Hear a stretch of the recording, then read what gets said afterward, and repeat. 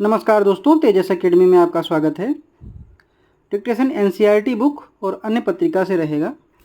शुरू करेंगे 3 सेकंड में।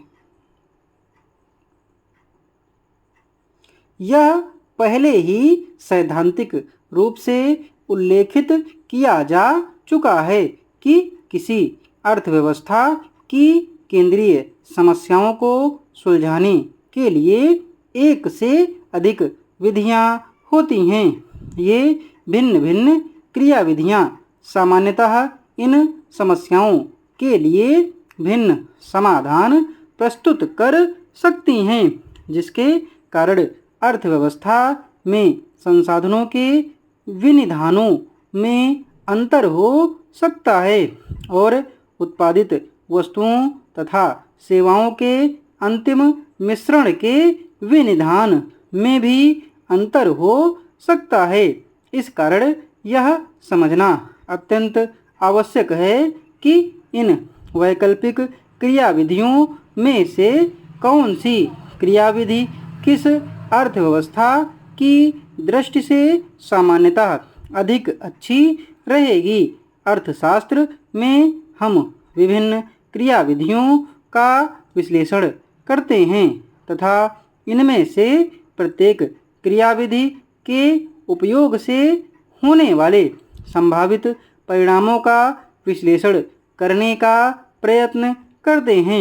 हम इन क्रियाविधियों का मूल्यांकन करने के लिए यह अध्ययन भी करते हैं कि उनसे होने वाले परिणाम कितने अनुकूल होंगे।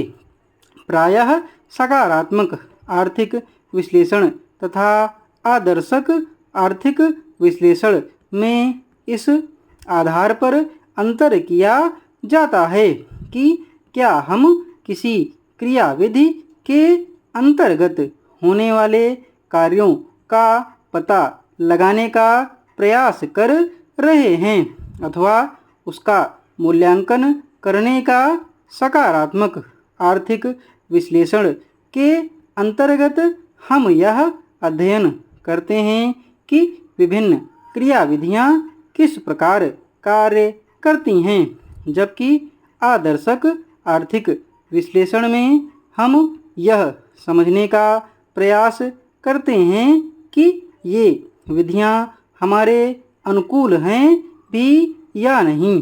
तथापि सकारात्मक तथा आदर्शक आर्थिक विश्लेषण के मध्य यह अंतर पूर्णतः स्पष्ट नहीं है।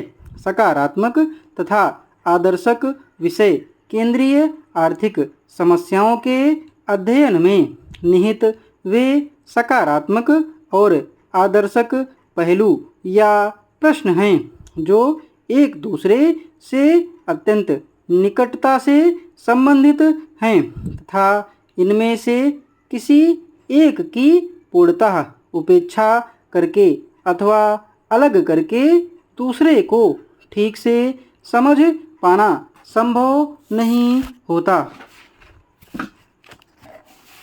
सभापति महोदय, जो रिपोर्ट मद्य निषेध के संबंध में सदन के सामने प्रस्तुत हुई है, मैं उसके संबंध में अपने विचार रखने जा रहा हूँ। इस रिपोर्ट के 2 भाग हैं। इन दोनों भागों में बहुत सी बातों का वर्णन किया गया है। बहुत सारी विवेचना इस रिपोर्ट के अंदर है। मैं इसके विस्तार में जाना नहीं चाहता हूँ, लेकिन कुछ ठोस और विशेष बातें आपके सामने रखना चाहता हूँ। पहली बात तो यह है कि क्या नशाबंदी हमारे लिए आवश्यक है? क्या यह आवश्यक है कि हम मद्यपान ना करें? इस पर ध्यान देने से आपको पता चलेगा कि जो भी काम हम अपने हाथ में लेते हैं, चाहे वह खेती का हो, व्यापार का हो या यांत्रिक युग और विज्ञान का हो, उसके लिए आवश्यक है कि आदमी का मस्तिष्क ठीक तरह से काम करे। अगर मस्तिष्क का संतुलन बिगड़ जाता है तो वह उसको ठीक तरह से कर नहीं सकता।